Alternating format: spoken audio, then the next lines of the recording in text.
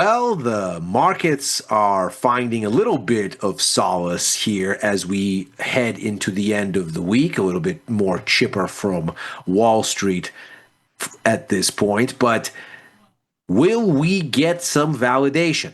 That's the question we're asking ourselves here on Macro Money.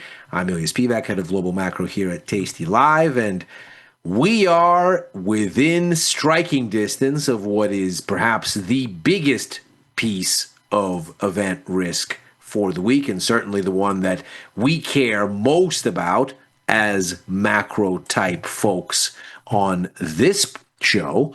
And of course, we're talking about US jobs data.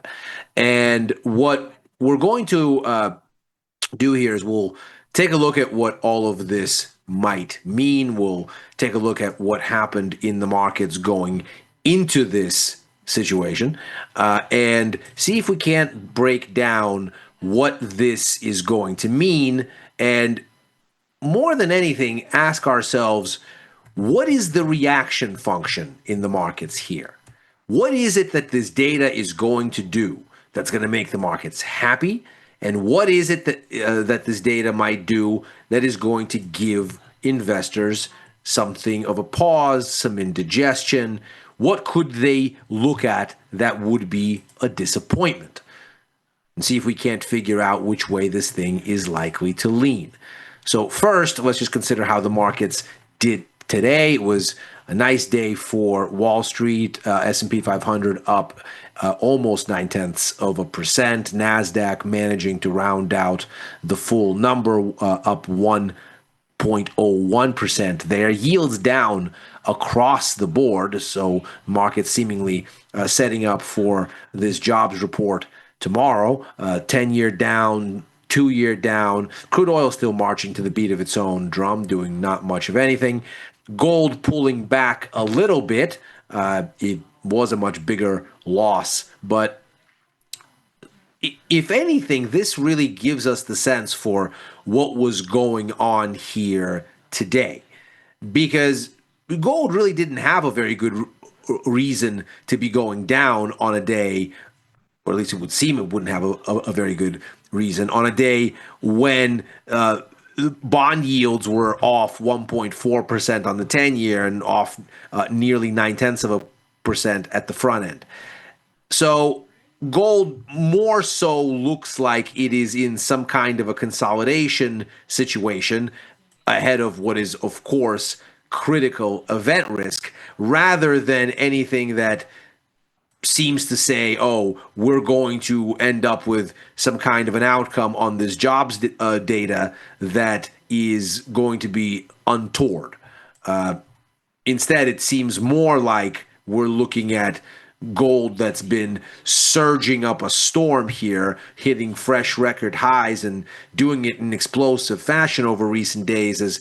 As we get into this event risk, the market just wanted to get a little bit of that speculative froth off the table. At one point today, to sort of give it a sense, gold was down 1.42%, and it finishes the day, obviously, with a much more modest loss.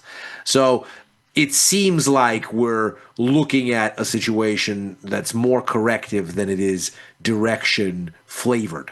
Bitcoin down 1.9%, dollar a little bit stronger, up 0.1% against the euro, up almost 0.4% against the yen. So kind of a hodgepodge, not really a strong directional lead here. But as ever, if we look at the way the markets have performed week to date, we see that Bitcoin's recovered a little bit, up 1.75% after last week's brutal nearly 7% sell-off. So on the whole, Bitcoin obviously meaningfully lower than it was a week and a half, 2 weeks ago, but it managed a little bit of a baby recovery. The dollar continues to strengthen. Last week, the strength was modest. Now it seems to be picking up, especially against the yen. The surge in gold, of course, continues. It surged last week. It's continuing to do so this week. Basically, a wash for Crude oil last week up a little bit, this week down a little bit. It's still oscillating in that familiar range. Rates are the big story this week, where things are heading meaningfully lower there. And of course, last week, more of that. So that's a trend that continues. And stock markets had a bit of a soggy showing last week. And at least so far, it looks like we're getting a little bit of a recovery. But of course, we're still in these familiar ranges on the major indexes. We haven't really gone very far at all since almost a month ago. And so it's an interesting sort of setup as we go into this event risk. Before we get there, though, a little bit of a note about what happened here overnight and into this news that we just got today in the U.S. session. Of course, the number we were watching closely was this service sector ISM number. And yesterday on the show, we talked about how the tea leaves suggested we'd get an upside surprise, and we got that. 52 versus 51 expected, a meaningful pickup in U.S. service sector activity growth, meaningfully more positive than the markets had on their bingo card. And if we look at the internals here, we can see this is not dissimilar from what we had on the manufacturing numbers, that part of the survey, which we'll take a look at in just a second, earlier in the week. So overall, for the service sector at 52, we're looking at the fastest service sector growth since February. So this is a meaningful recovery here. Never mind that it's better than expected. It's fairly chipper even in absolute terms. We see that we get a little bit of a dip in prices, although inflation is still very elevated in the service sector. On the employment side of things, we're still contracting. So this is, of course, in the logic of PMIs, where 50 is neutral, above 50 is growth, below 50 is contraction. The further you go above 50, the faster the growth. The further you go below 50, the faster the contraction.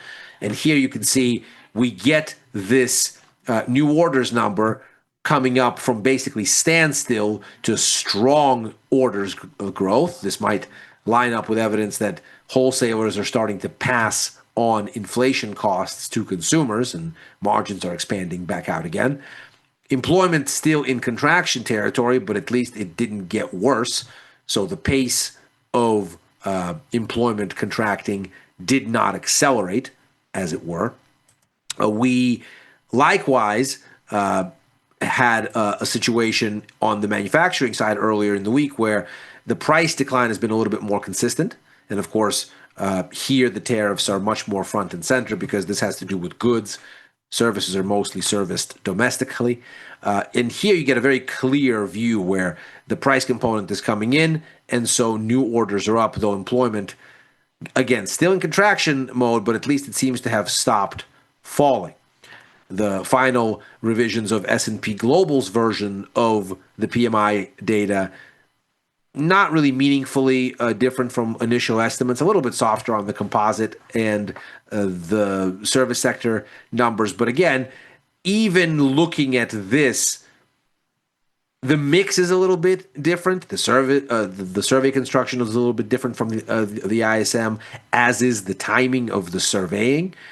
But you do get the sense here that the U.S. economy seems to be on a path toward reaccelerating over recent months. And it's not quite so dramatic in ISM, but you are starting to turn. And of course, the service sector is the biggest one of the bunch. It's close to 70% of the overall economy, and more than that of overall employment, closer to 80%. And so there does seem to be this sense that the U.S. economy is starting to find some more momentum. And it is with that we go to this U.S. jobs report that, of course, is going to be the biggest piece of data for the week. And perhaps the most interesting bit here seems to be that we're looking at a situation sort of fundamentally where the markets want bad news. Now, they don't want catastrophic news, but what they don't want is anything that upends rate cut expectations. And we saw it with the ISM today. It wasn't lasting.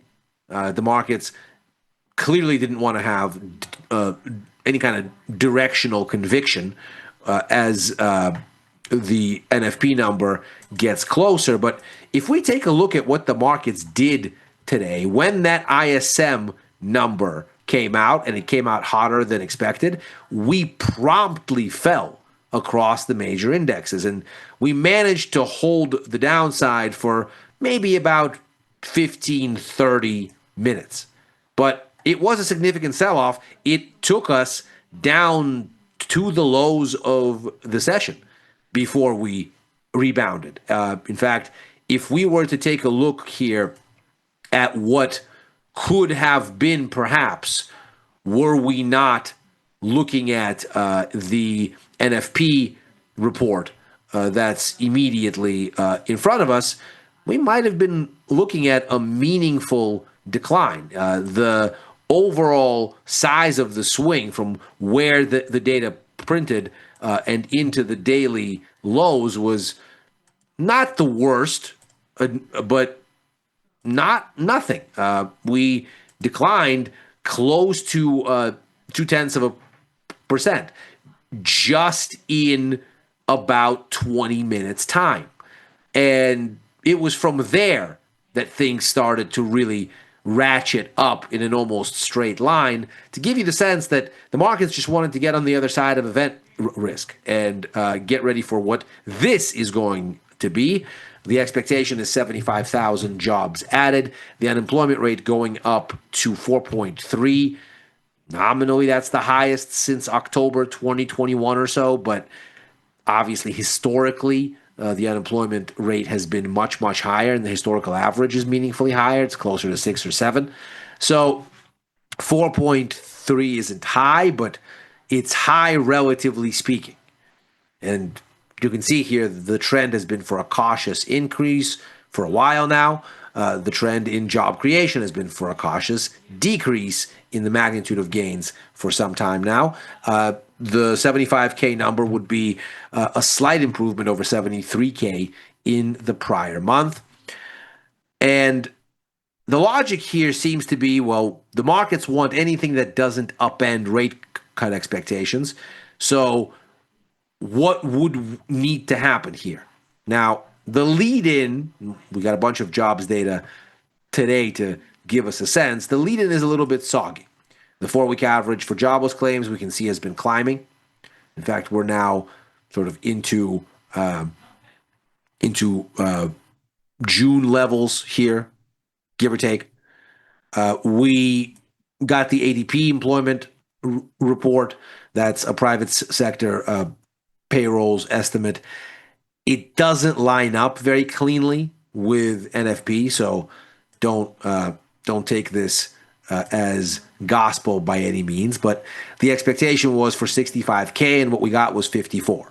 So not the upside surprise one might have been looking for here. Were one to look for that, and the weakest number that we've seen since May. That's here. But nevertheless, the trend for U.S. economic data, and we said this ahead of ISM yesterday, it's been increasingly rosy. So this is the Citigroup Economic Surprise Index, and we can see here the zero line is where you separate upside surprises versus downside surprises. Under zero, you're surprising on the downside relative to forecasts. On the upside, you're surprising higher. And of course, this is sort of whatever the expectations are for any given piece of data. If it surprises higher, the index goes up. If it surprises down, the index goes down. And it's scaled by the more market moving things. So when the move is big, the index moves more. And it gives you a sense for where outcomes are relative to economists' forecasts. And we can see really since July, we've seen data that's been tending to outperform relative to forecasts.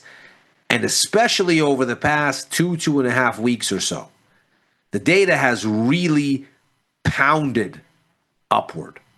And at this point, we're at some of the highest levels that we've seen since back here. This is sort of the second half of last year. And so the tendency isn't so much for data that's good. That's not what this is saying. It's for data that's better than it expected. And of course, ISM was a case in point today. Moreover, the Atlanta Fed's GDP Now model, never mind what it actually says for third quarter GDP, it'll be a while yet for that number to look like anything that approximates real results. There's a ton more data that's going to go into it. This is not a forecast, it's a nowcast. So it's constantly taking in new data, and the model is adjusted sometimes on consecutive days. The important thing is here's the model, and whatever data it is taking in has been increasingly positive in recent weeks. Not surprisingly, going back to about the same point here as what we see here. So this and this is telling us U.S. economic data is getting rosier. Now, what might this mean? Well, ISM today, again, is a case in point. It doesn't mean much, probably, for near-term policy expectations. The markets get only more convinced today that we're going to get a rate cut in September. 97.4% chance that that cut is coming. But the bigger deal seems to be the disconnect thereafter. So once again, if we take a look at where the markets are versus where the Fed is, we can see the markets have been basically anchored around 50 basis points in cuts since around May. There's been a little bit of a wiggle on the downside, a little bit of a wiggle on the upside, but nevertheless, this is it. We've been basically pinned here. And that lines up with the Fed's own forecasting. This is the latest summary of economic projections, and we can see the Fed's been saying 50 basis points. They said it in December of last year. They said it again in March. We can see that here. They said it again in June. The current median for the Fed funds rate is 4.4. Down to 3.9 is 50 basis points in cuts. So the markets and the Fed, they're aligned. There's not a whole lot of speculative juice here. The markets know what's coming. The Fed's only got 3 meetings left for the year. They're almost out of calendar. There's only but so many ways you can slice and dice 50 basis points over 3 meetings when you already know that one of them is coming in September. So either we get another cut in October or we get another cut in December. It doesn't much matter. The larger issue here is that for next year, there is a vast disparity. The markets are at 3 rate cuts, 76 basis points with 75 in and 1 basis point of rounding error or something of the sort. But we can clearly see here, 3 cuts are fully discounted. Look at the Fed's calculus, and we go from 3.9 to 3.6. That's a 1 cut forecast. So there's clearly a big difference here. The Fed thinks they are not going to be able to do nearly the stimulus that the market thinks that they are going to be able to do. And so this is where an upside surprise on the NFP number would be most unwelcome.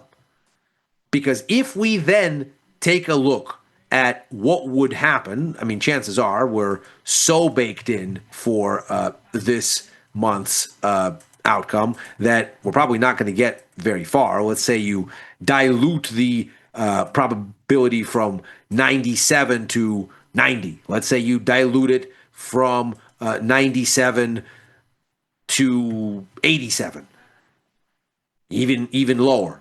It would be some kind of a minor catastrophe if you had to dilute the probability of the September move somewhere back below the 50 mark. So we're going to get this cut. And chances are we're also going to get the 50 basis points that the Fed's been talking about. The markets are there. The Fed is there. It's probably a done deal.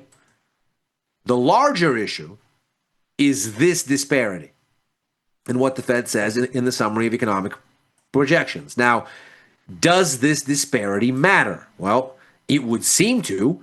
Here is the S&P 500 against that rate cuts outlook, and we can see how this has developed. Here's the beginning of the year. This is mid-February, where the markets initially start to worry about the tariffs because business and consumer confidence surveys tell us that nobody likes these tariffs and they're all expecting it to be a growth risk. So expectations get more dovish, stocks fall. Obviously, the crescendo there is Liberation Day in early April. Then we get a little bit of fuzz while the White House walks back the worst of their assaults on the market's kind of infrastructure. For a while there, it looked like the administration was going to, despite the tremendous benefit that the U.S. reaps from a dollar-based and a U.S. Treasury-based financial order, that they're going to upend those norms. And despite all logic, cut off their nose to spite their face. But that isn't ultimately what happens. The administration actually shows that they are responsive to market discipline, that when the markets get, as the president said, yippee, they back away. And so we very quickly get a 90-day pause on tariffs, and the markets go, oh, okay, this is not what we thought. This is not a reason to get hysterical. This is not the end of the U.S.-based global financial system. And so stocks obviously recover. We come off the lows a little bit relative to policy expectations, but notice what happens here. This is May. This is where the markets anchor around this 50 basis points that the Fed already told them is coming. Then the outlook starts growing increasingly dovish again, and we're almost back at these lows. And so once you kind of recover back to within earshot of the starting line on this sell-off, the dynamic changes and stocks start powering higher as the outlook for easing for next year grows. And so it's very easy to conclude here that much of this vigor is rate cut speculation. Interestingly enough, when you look at the way the dollar has behaved, it sells off with gusto when this is starting to adjust down. It never really rallies like stocks do on sentiment grounds. But even as we get more and more dovish on the outlook, as of the beginning of July, it stops falling and has been attempting to carve out some sort of a bottom. This is not a currency, seemingly, that wants to decline. And so we end up with a situation where we have the possibility that the jobs data surprises higher, the possibility that it undermines the case for all these rate cuts, and a dollar that's looking for an excuse, seemingly. And if rate cut bets get diluted, then it's got that excuse. So the way I'm positioned here, just to take a look at what I have on, and you can see this in the Tasty Trade follow page where all of these positions are posted. So I'm long the dollar here. So you can see I'm short the Aussie, short the pound, short the euro, short the Canadian dollar. I have a long-standing long position. You can see it's got until the end of the year in Brazilian stocks. That's more of a thematic thing, but not surprisingly, I'm short some puts in gold, short a vertical here with the break out, but the core of the idea here is this. So some puts in the NASDAQ, some put verticals in the S&P, some negative exposure in Bitcoin, basically looking for that to be a sort of leveraged risk off move and a move reflecting strength in the dollar. So tilting the boat even more that way, but long the long end, again, via verticals here with still a little bit of time left. I've been sitting on these things for 60 days already, but I still have them. You can see here we have calls at 86 and 87 with the vertical cap around 95. And the idea here is if you dilute the case for rate cuts now, perhaps more of them migrate down curve. And the long end actually sees yields go down as a consequence of fewer rate cuts occurring nearer term and the market's getting disappointed. So stocks lower, Bitcoin lower, gold is a structural move that probably doesn't care all that much. It's been surging this week despite strength in the dollar, and that's seemingly disconnected from the narrative. So just looking at the price action there with plenty of duration at 43 days, but otherwise betting on a higher number that gets the markets in a bad way. And that is macro money for today.